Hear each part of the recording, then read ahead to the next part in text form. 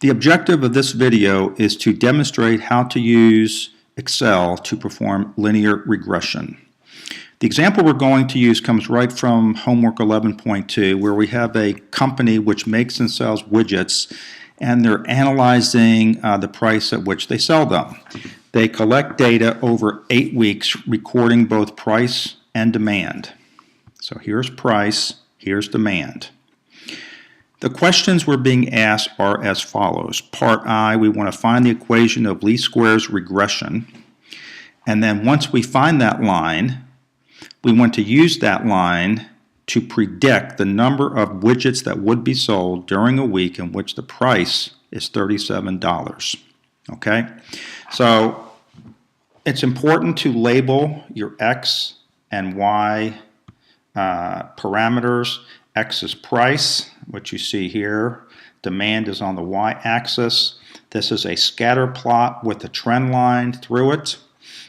You always have a trend line, so you can look and see, in this case, you have a negative slope. So the way you proceed is we're going to use Excel's data tool pack. It's going to hit data, data analysis. You'll see regression as one of the options. You'll click OK. I'm going to clear the fields, and what we're going to do is at first ask for the Y range. We're going to input that column here, and let me redo that.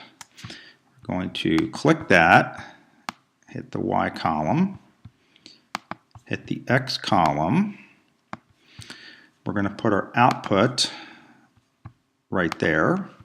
We're not going to click confidence level, and we're not going to worry about residuals. We're just going to click OK, and we're going to get an output that looks like this right here. I'm not going to talk about much of what you see here, because the only two numbers we really care about to answer this question or these questions are these two numbers right here. And let me just highlight them for you. This is the y-intercept of a line. This is the slope of a line. Okay? Specifically, this line right here. Okay? So part one is asking for the least squares regression line. We know the equation of a line takes the form y equals mx plus b, where m is the slope, b is the y-intercept. So in this case, the answer is y equals minus 43.12, which is this, and times x, plus 2927.02. Okay, this is the answer to part one right there. And just for grins, I will shrink those down to just two numbers to the right of the decimal.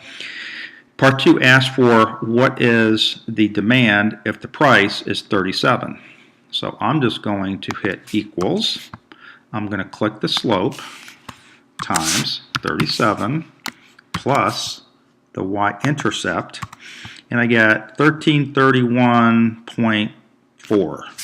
So I'm going to round that to 1332. This is the demand of widgets if the price is 37, and this is based on a least squares regression line. That concludes this video.